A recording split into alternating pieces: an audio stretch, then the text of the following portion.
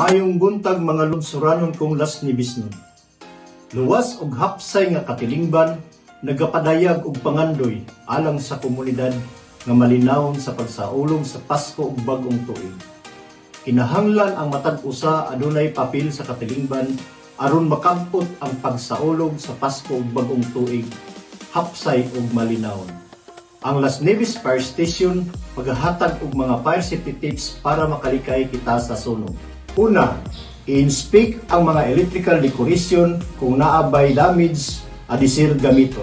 Ikaduha, likayi ang pag-overload sa mga outlet sa inyong mga panimalay. Ikatulo, ipalayo ang mga gasindi nga kandila sa mga kurtina o material nga dali masunog.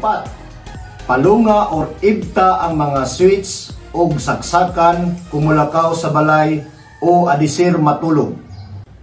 Ikalima, dili pagbiya sa mga giluto sa inyong mga kusina. Sa Las Nibis Fire Station, manghinaot nga magpabilin na luwas ang tanan sa pagsaulog sa Pasko ug bagong tuig. Sa pag-iwas sa sunog, hindi ka nag-iisa. Daghang salamat ug may adlaw kanatong tanan.